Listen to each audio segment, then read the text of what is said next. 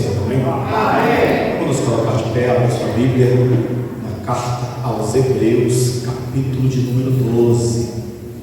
Carta aos Hebreus, capítulo de número 12. Glória a Deus! Nós vamos ler apenas 2 versículos. Estaremos orando logo após. Mantenha sua Bíblia aberta, que nós estaremos meditando neste capítulo da carta aos Hebreus. Hebreus, capítulo de número 12.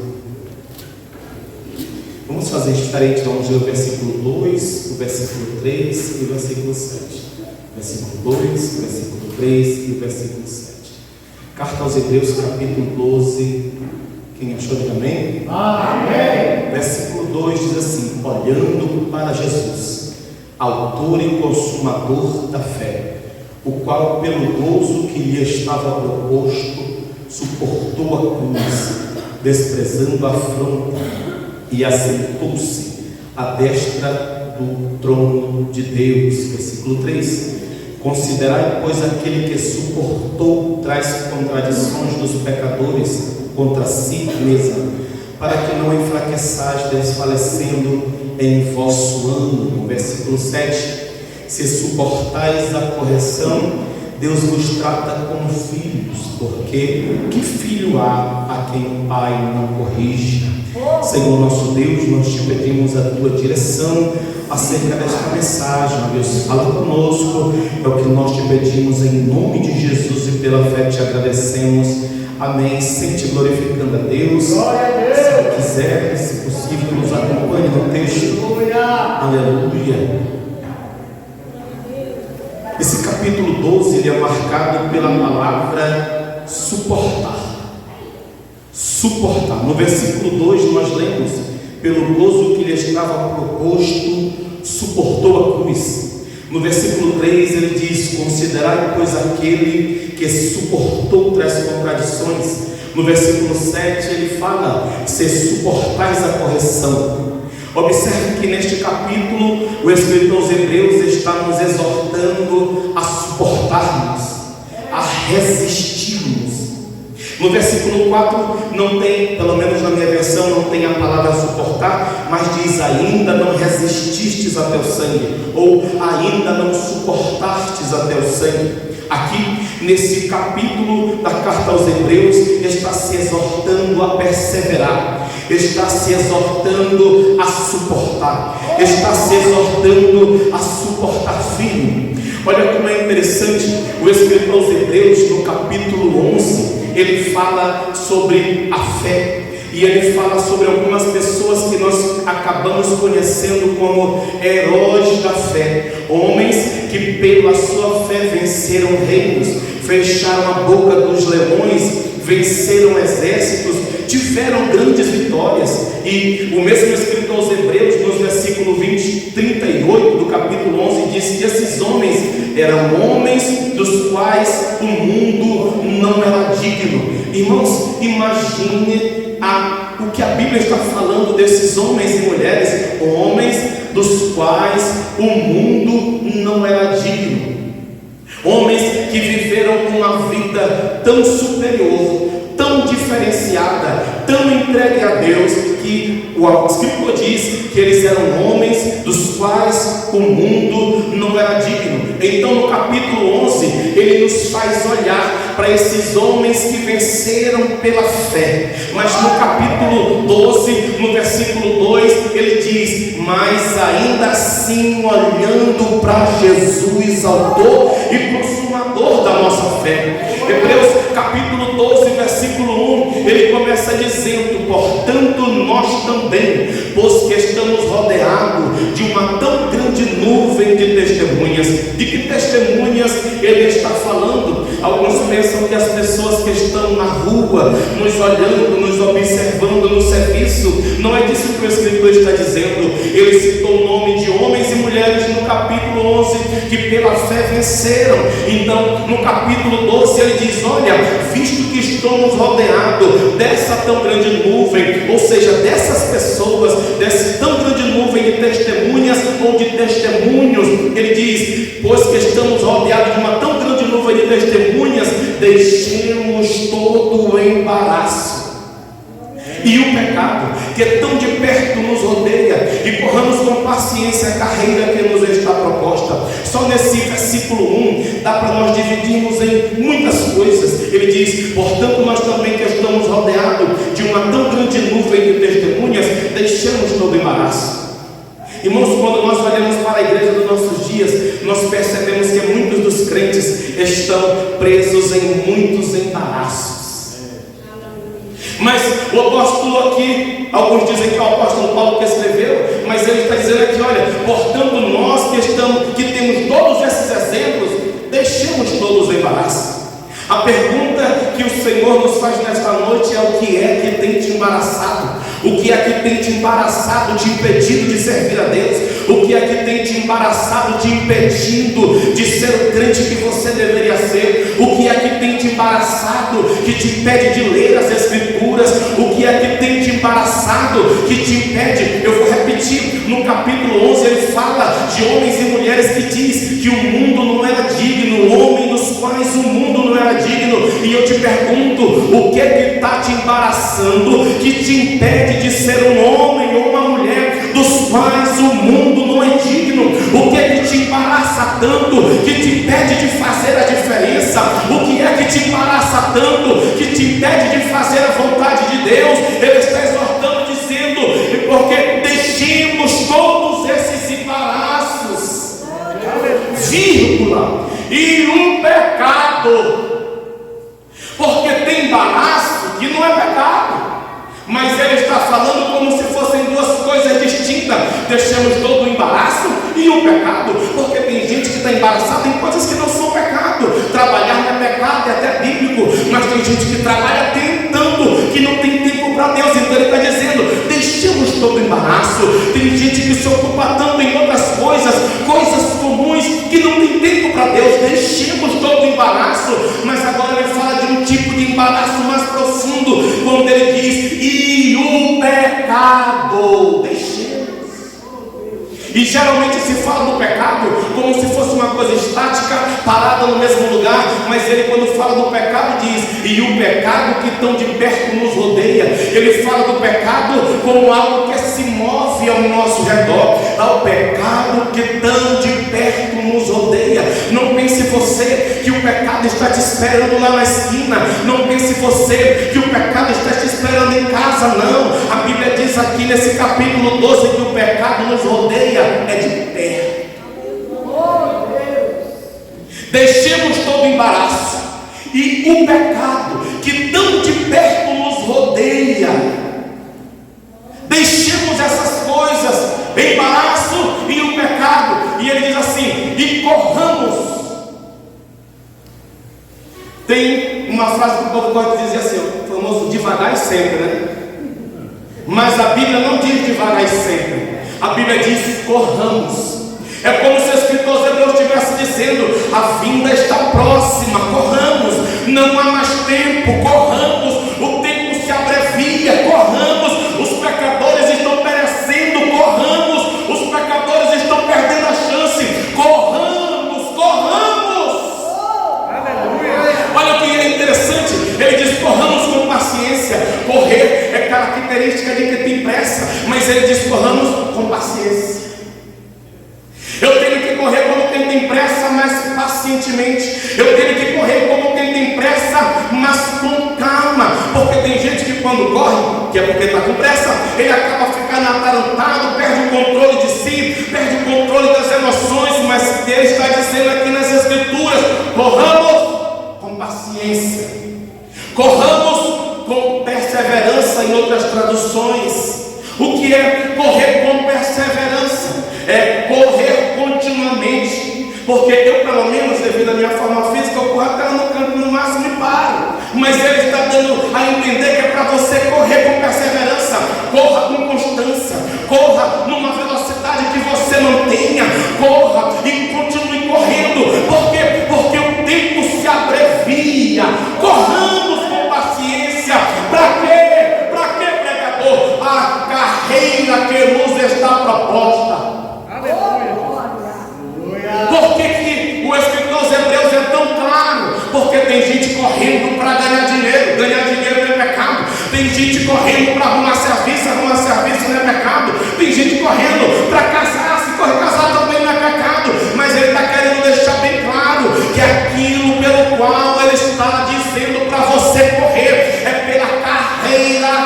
está proposta. Ele tem uma proposta para você. Deus tem um plano na sua vida. Aí eu pergunto para você, e você pergunte para você mesmo: para que Deus te chamou? Qual foi a carreira que Deus propôs para você? Pastor, Deus me chamou para pregar, então pregue. Deus me chamou para ser um ganhador de almas, então ganhe. Deus me chamou para interceder, então interceda. Não interceda, não ore, não pregue devagar. É correndo, como quem tem pressa de chegar. Corramos com paciência a carreira que nos está proposta. Existe uma carreira proposta para você. Deus, no dia que você foi escolhido, chamado, Ele propôs algo para você fazer. E se nós formos falar mesmo, antes da eternidade, Deus já tinha proposto para você, mas isso é outra coisa. Ele já havia proposto algo ao teu respeito. Irmãos, não é tempo mais de fazer. Não adianta correr. Irmão, a Bíblia que está mandando, não sou eu. Corramos essa carreira que nos foi proposta. Só que o problema, irmãos, é que tem gente correndo ou fazendo a obra, mas olhando para os outros. Correndo, fazendo a obra, mas olhando para quem não faz. Irmão, a pior praga que pode ter é alguém que faz muito e olha para quem não faz, porque ele acaba se desmotivando e às vezes falando de quem não faz. Mas ele está dizendo: corramos com paciência a carreira, é porque quando eles separam os textos em versículos, nós acabamos isolando o versículo. Então no versículo 2 diz: olhando para Jesus, autor e consumador. A gente acaba entendendo diferente, mas ali, depois de proposta, no versículo 12, no versículo 1, tem vírgula, diz assim: olhando para Jesus. Então o texto é assim, ó: corramos com paciência a carreira que nos está proposta, olhando para Jesus. O que esse Deus está dizendo é que eu tenho que correr aquilo que Deus me propôs, mas olhando para Jesus. Eu tenho que me apressar em fazer a obra, olhando para Jesus. Eu tenho que me apressar a evangelizar, olhando para Jesus. Eu tenho que me apressar na oração, olhando para Jesus. Porque se eu olhar para Jesus, irmãos, eu vou dizer para você que é chato, mas ele diz: corramos. Se você correr, a lógica é que você tem que olhar para o caminho, para frente, senão você tropeça. Essa é a lógica da corrida humana, da corrida secular, da corrida comum. Mas o Espírito Deus está dizendo que a corrida cristã não é olhando para frente, não é olhando para o caminho, não é olhando para os irmãos, é corramos com paciência, olhando para Jesus, autor e consumador da fé. Louvado seja. Eu tenho que correr e parar de olhar para quem não corre. Eu tenho que correr e parar de olhar para quem não faz. Eu tenho que correr e parar de me preocupar com quem está falando mal de mim. Eu tenho que correr a carreira que Deus me propôs, mas olhando para Ele, com os olhos firmes nele, com os olhos fitos nele. Louvado seja. Irmão, se eu correr a carreira que Deus me propôs, olhando para Jesus, nada me para. Mas tem gente que está correndo a carreira que está proposta e ele para. Por quê? Porque alguém falou dele, porque alguém jogou uma pedra, porque alguém criticou. Irmão, corra olhando para Jesus. Autor é aquele que edita, que faz, é o dono, é o projetor, autor e consumador, é aquele que finaliza, que conclui, o consumador da fé, o qual pelo gozo, eu gosto dessa frase, o qual pelo gozo que lhe estava proposto suportou a cruz. Ele fala de um gozo proposto e fala de cruz. Irmão, gozo é alegria. E como é que tem cruz logo em seguida? Diz assim: pelo gozo que estava proposto, pela alegria que estava proposto, ele suportou a cruz. A verdade é que Cristo suportou a cruz porque ele olhava lá na frente. Ele olhava a alegria vindoura, ele olhava para você. Cristo, ele suportou a cruz porque ele sabia: não, eu tenho que suportar essa cruz porque eu vou salvar o Milton, eu vou suportar essa cruz porque eu vou salvar o Eurípides, eu vou suportar essa cruz porque eu tenho um gozo proposto que é de salvar o pecador. Eu tenho um gozo proposto na minha alma. Então, pelo gozo que estava proposto, aleluia, ele suporta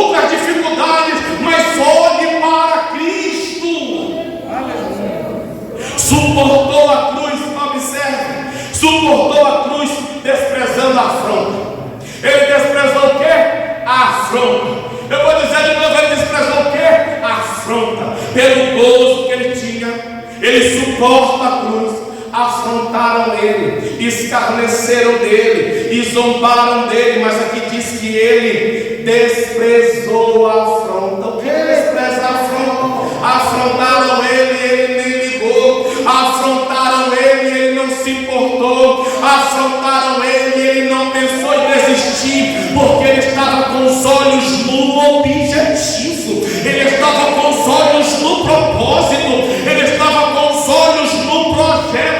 Louvado seja! Por que desistimos muitas vezes? É porque tiramos o olho do propósito, a visão do propósito, para olhar para comentaristas de propósito, vamos dizer assim. Mas aqui diz que ele desprezou a afronta e assentou-se à direita do trono de Deus. Aí o escritor aos Hebreus continua dizendo: considere, não quer considerar, é pensar, medita nisso. Considerai, pois, aquele que suportou traz contradições. Para sempre, irmãos, pense, imagine, calcule. Aquele que suportou tamanhas contradições dos pecadores contra si. Ele suportou o quê? Contradições de pecadores contra ele. Acusavam ele, falavam mal dele, apontavam ele, mas ele suporta todas as coisas pelo gozo que lhe estava proposto. Então o que você tem que ter em mente é que você tem que focar no objetivo. Existe um gozo proposto, existe um gozo proposto para a sua vida. Foca lá. Despreze a afronta. E aleluia, aqui diz que ele assentou-se à destra do trono de Deus. Considere aquele que suportou das coisas dos pecadores contra si mesmo, para que não enfraqueçais. Ele está dando aqui uma receita. É como receita de bolo, ou a receita de uma mecânica. Se você fizer errado, está tudo perdido. Mas se você seguir essa receita, ele fala: considere aquele que suportou das coisas, das contradições dos pecadores. Para quê? Para que não enfraqueçais, desfalecendo em vosso ânimo. O que é desfalecer no meu ânimo? É desanimar. Como é que eu faço para não desanimar? Eu tenho que considerar Cristo, lembrar que ele suportou essas afrontas para eu não enfraquecer no meu ânimo. Tem gente que tem um físico forte, mas o ânimo dele é fraco. O físico está perfeito, sadio, mas o emocional está todo quebrado. E o escritor aos Hebreus, ele está dizendo: considerem a Cristo. Olhem para Cristo. Para quê? Para que não enfraqueçais. Glória a Deus. Eu já conversei com muitos crentes que enfraqueceram porque olharam para os homens. Meu pastor falou para mim, eu não gostei. Minha irmã falou para mim, eu não gostei. Alguém falou alguma coisa, eu não gostei.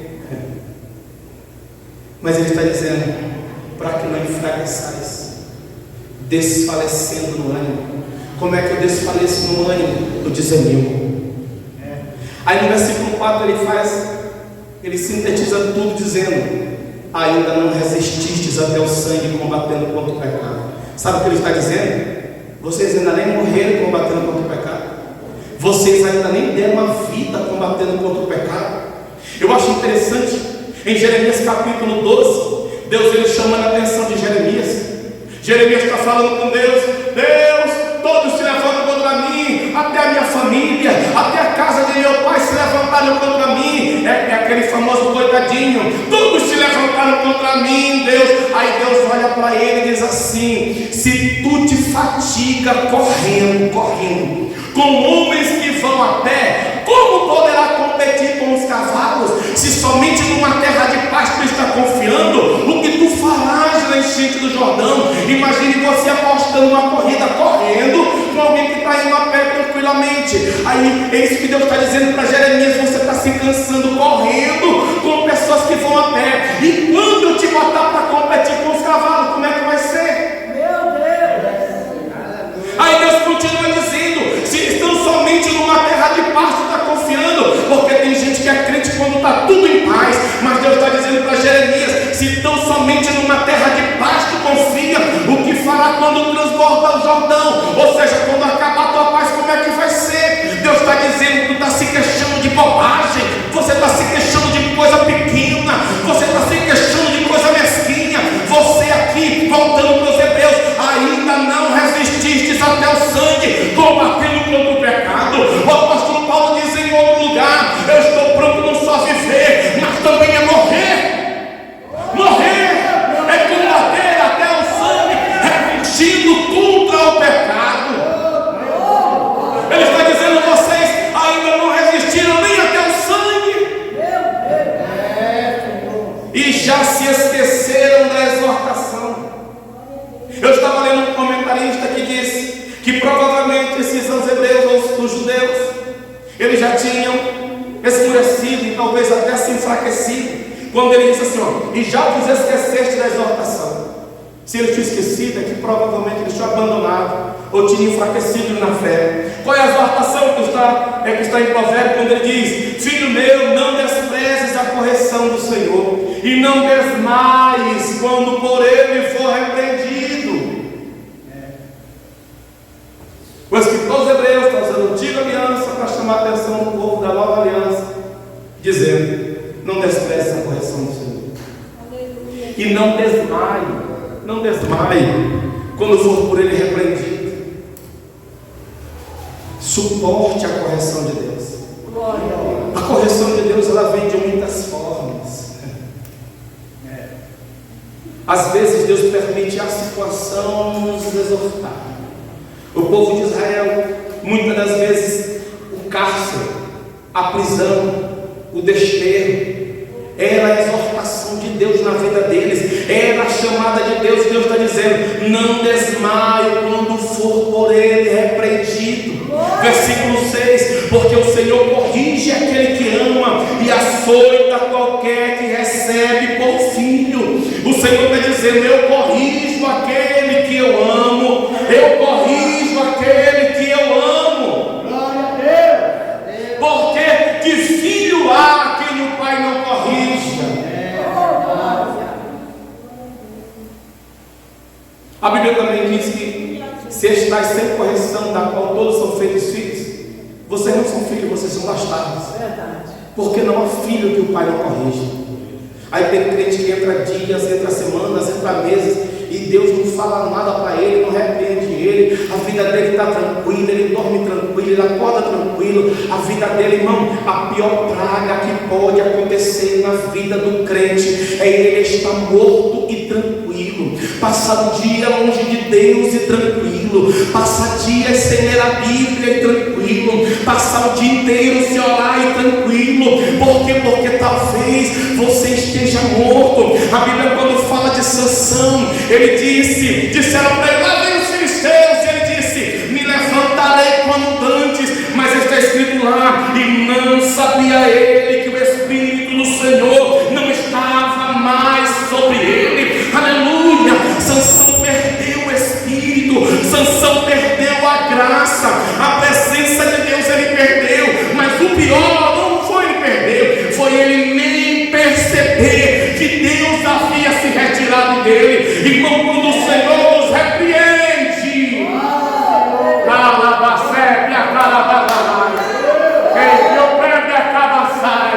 se você ainda se sente incomodada, meu Deus, eu tenho que orar. Se você ainda se sente incomodado, meu Deus, eu tenho que mudar. Dê glória a Deus. É sinal que o Espírito ainda está aí, é sinal que você ainda está vivo. Se o Senhor ainda chama a tua atenção, dizendo que você tem que ser crente, se o Espírito Santo ainda chama a tua atenção, dizendo que você tem que mudar, meus parabéns, você ainda não morreu, ainda tem jeito para você.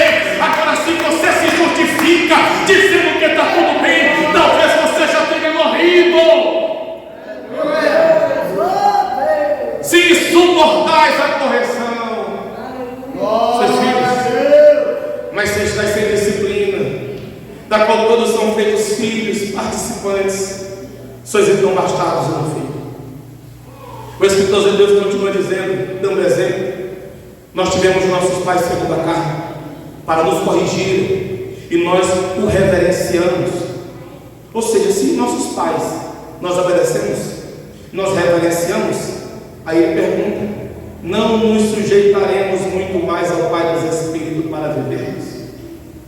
Mas eu vou lhe perguntar: quando você tinha seu pai, você podia estar morto de preguiça, vai limpar o quintal. Eu não digo nem o de hoje, eu não dá nem para dar exemplo do de hoje, mas os antigos. Não é, irmão Marias? Tu já fez o que eu te mandei? Se você tinha esquecido, na mesma hora você ia fazer. É esse exemplo que ele está dando. Se nós nos sujeitamos aos nossos pais segundo a carne, aí ele diz: não nos sujeitaremos muito mais ao Pai dos Espíritos? É Deus. Aí eu pergunto para você: se os nossos pais segundo a carne mandavam, a gente podia estar com raiva, mas fazia. Mas tem gente que obedece aos pais, mas Deus fala para ele não obedece. Pastor, como é que Deus fala? Sabe quando você está de joelho orando e você levanta? Não, mas eu estou cansado, eu vou levantar cedo. Aí você sente aquele negócio lá dentro assim, ora mais. Irmão, qual foi o crente que nunca levantou da oração e parece que tinha. Aí ele começa a lembrar que nós alguém orei do fulano. Então não, eu podia orar mais um pouquinho. Aí você diz para Deus: mas eu vou trabalhar, estou falando de coisas que eu já fiz. Estou apontando nele. Não, mas eu vou trabalhar cedo. Aí Deus: é por isso mesmo que eu estou mandando você orar. Porque amanhã você vai trabalhar e não vai ter tempo para orar. Então ora agora. Não, Deus entende. Irmão, esse Deus que entende, eu não conheci ainda não. Esse Deus que compreende tudinho, eu não entendo não. João 5,39 diz: examinai as Escrituras, porque vós julgar que é dela a vida eterna. E são essas mesmas Escrituras que de mim testificam. O próprio Jesus mandou ler a Bíblia e você não leu porque não deu tempo e acha que Deus entende. Olha, se ele que mandou. Oséias capítulo 6, versículo 3: conheçamos e prossigamos em conhecer o Senhor. Como a alma será a sua saída, ele a nós virá como a chuva seródia que rega pela terra. Não, mas Deus entende. Olha, mas se foi ele que mandou você conhecer e prosseguir. Sabe o que isso dá ideia, irmão? Quando a Bíblia diz em João 5,39, examinar, e dá a ideia de fazer continuamente.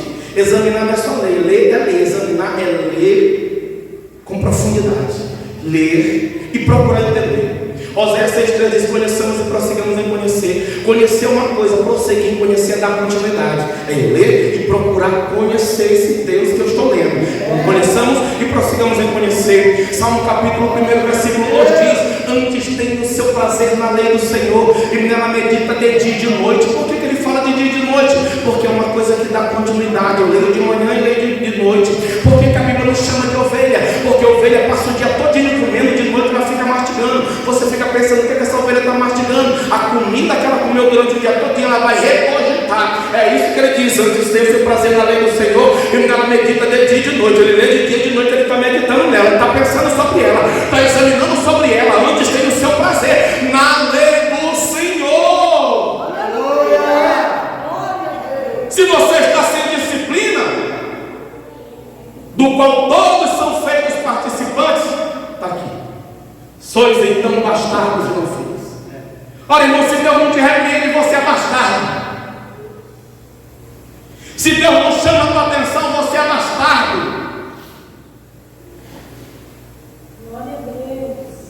Versículo 10 diz: porque aqueles na verdade por um tempo nos corrigiam, como bem lhes parecia, mas este para o nosso proveito. O escritor aos Hebreus é tão interessante, tão inteligente, tão inspirado, melhor dizendo, que ele dá exemplo de nossos pais que nos repreendiam como bem lhes parecia, ele diz. Mas ele diz que Deus, o Pai dos Espíritos, nos repreende para o nosso bem. Então ele chama a nossa atenção quando ele diz assim: ora mais, é para o teu bem. Quando ele diz: lê minha palavra, é para o teu bem. Quando ele diz: te consagra, é para o teu bem. Quando ele diz: desce. Agora tem crente que ele faz as coisas para Deus e quer jogar na cara de Deus. Senhor, tu sabe que eu jejuo, tu sabe que eu consagro, tu sabe que eu desço. Aí Deus, se ele pudesse, ou se ele quisesse descer, ele diz assim: olha, tu desce, é para o teu bem. Eu mando tu orar, não é para o teu bem, é para o teu bem. Eu mando tu ler Bíblia, não é para o teu bem, é para o teu bem. Eu mando tu ir para a igreja, não é para o teu bem, é para o teu bem. É um erro nós acharmos que fazemos alguma coisa para o bem de Deus. Não, Deus está gostando. Deus fala assim: não, isso daí tu está fazendo. Eu oro a madrugada toda que tu está fazendo é para o teu bem, não é para o meu, não. É para o teu bem. Quanto mais de mim você busca, mais de mim você tem. Obrigado, Senhor. Versículo 12 ele diz: portanto, tornai a levantar as mãos cansadas e os joelhos desconjuntados. Aleluia. Tornai a levantar as mãos cansadas. Deus. Tu és maravilhoso. Vai até engraçado que a irmã levantou as mãos ali. Mas não é disso que ele está falando, de mãos cansadas. É de alguém que já trabalhou muito para Deus, mas cansou. Mãos cansadas. Alguém que já zelou muito da casa de Deus, mas não zela mais. Mãos cansadas. É de alguém que já limpou muito a casa de Deus, mas não limpa mais. Mãos cansadas. É de alguém que já entregou muitos folhetos e não entrega mais. Mãos cansadas. É de alguém que já estendeu a mão para o pecador e não estende mais. Mãos cansadas. O Espírito está dizendo: portanto, tornem a levantar as mãos cansadas. Era fazedor de obra, não faz mais. Era pregador, não prega mais. Era cantor, não canta mais. Era adorador, não adora mais. Tudo que ele era, todos os testemunhos a gente fazia, a gente ia, a gente pregava, a gente cantava, a gente orava. É tudo do passado. Ele está dizendo: torne a levantar essa mão. Torna a levantar essa mão. Mão cansada, joelho desconjuntado. Não tem mais força para clamar, não tem mais força para interceder, não tem mais força para suplicar. Eu não consigo, mas o que a Bíblia está dizendo é: torne a levantar. Então é você que tem a obrigação de levantar. Torne a levantar. Versículo 13: e fazei veredas direitas. Irmãos, para quem ele está escrevendo essa carta? Para os pecadores, para o povo do mundo? Não, para crente. Mas ele está mandando os crentes fazer veredas direitas. Então é sinal que esses crentes não estavam tão direito, não. Ele está escrevendo para os irmãos fazer veredas direitas. Glória a Deus. Para os vossos pés, para que o que manqueja não se desvie inteiramente, antes seja sarado. O Espírito de Deus está dizendo: aí no meio de vós, dos crentes, tem gente manquejando. Mas se vocês fizerem veredas, caminhos direitos, aquele que manqueja, ele vai sarar. Porque tem crente, presbítero, que ele olha para os outros e quer corrigir os outros. Mas o que ele está dizendo aqui é que se você fizer veredas direitas, aquele que manqueja vai ser restaurado. Como, irmão? Através da tua vida, através do teu testemunho, através das tuas veredas direitas. Fazei vereda direita para os vossos pés, não é para o pé dos outros, é para os vossos pés, para que aquele que manqueja não se desvie, antes seja sarado. Ele está dizendo que para sarar os outros te sara, Glória a Deus. te liberta, te transforma. Aleluia. Faça veredas direitas. Aí no versículo 14, não é o final do capítulo, mas poderia fechar com chave de ouro: segui a paz com todos e a santificação, sem a qual ninguém verá o Senhor. Ele está falando de duas coisas pelas quais ninguém verá o Senhor. Irmão, a salvação é pela graça, pela graça sois salvos por meio da fé. Não vem de vós, é dom de Deus. Não vem das obras, não vem, é dom de Deus, mas se você não seguir a paz, você não vai ver Deus. Se você não seguir a santificação,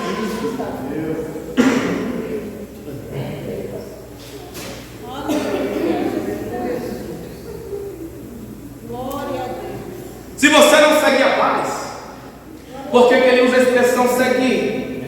Porque seguir é algo de continuidade. Seguir, continuar, trilhar. Sigam a paz com os crentes? Não. Sigam a paz com a liderança? Não. sigam a paz com os profetas? Não, com todos. E essa palavra é para quem? É para vocês, é para mim, é para nós. Seguir a paz com todos e a santificação. São duas coisas. Porque tem gente que ele tem uma capacidade de cativar as pessoas, né? Tem paz com todo mundo. Com todo mundo ele conversa. Ele é bem quisto na sociedade, é bem quisto na vizinhança, é bem quisto na igreja. Tem paz com todo mundo. Mas não é santo. E já tem gente, se for possível, né? É santo demais. Mas às vezes não tem paz com alguém. Deus, fala mesmo. E ele está falando de duas coisas, que ninguém vai ver Deus se não tiver essas duas coisas. Eu acredito que nem é possível ter santificação sem ter paz com todos. Eu acredito que é até possível ter paz com todos e não ter santificação. Mas ter santificação sem paz com todos,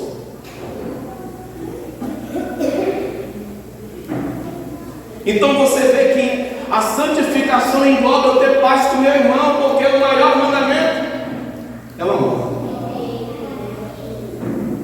Sigam a paz com todos e a santificação. Eu encerramento aqui, mas meu olho bateu no 15.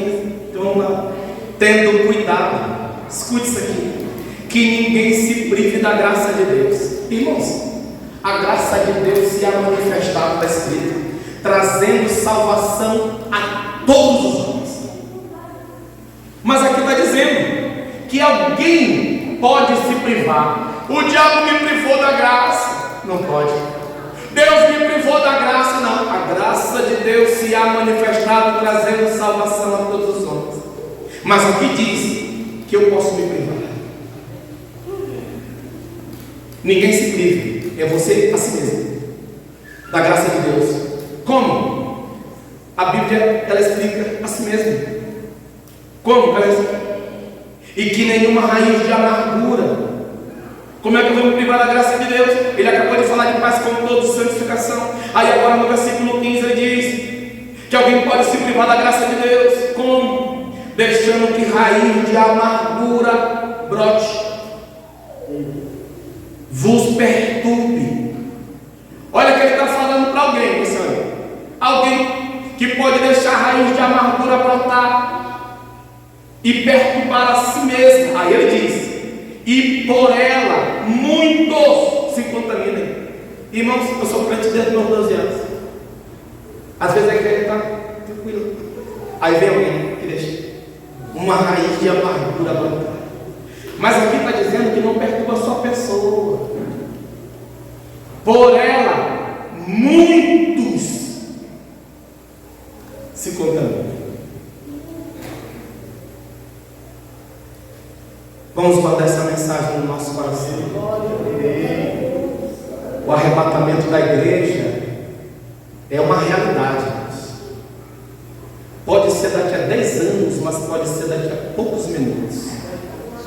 Que você atente para o que a palavra de Deus está nos exortando.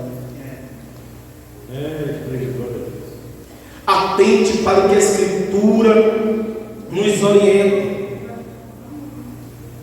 Hoje eu posso dizer que nós tivemos 3 pregações. Foi um culto bem diferente. Mas o que é que nós pregamos aqui? Que Deus repreende aquele que ama. Se teve 3 mensagens dessas, Deus falando do que vai fazer, mas também chamando a atenção, é porque Deus, quando quer fazer coisas grandes, primeiro Ele prepara o ambiente. E preparar o ambiente não é rebocar, nem preparar, nem pintar, não. É para fazer isso, Mas preparar o ambiente é preparar as pessoas da casa. Quando Deus ele faz promessa de coisas grandes, Ele prepara o povo de maneira grande. Irmão, coisas grandes é preparo grande. Coisas grandes é um projeto grande, é uma dedicação grande. Quem vai fazer um grande projeto na sua casa, o gasto é grande, o preço pago é grande, o trabalho é grande, a luta é grande, o tempo é grande, o tempo gasto é grande. Tem gente, vou encerrar com isso, que ele quer o melhor de Deus, mas não dá o melhor para Deus. Ele quer tudo de Deus, mas não dá tudo para Deus. Ele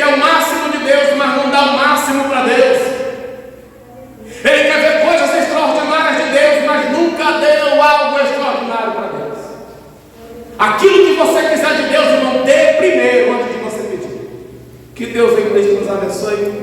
Vamos nos colocar de pé e agradecer ao Senhor nosso Deus. Aleluia. Soberano Deus e eterno Pai, Criador dos céus e da terra,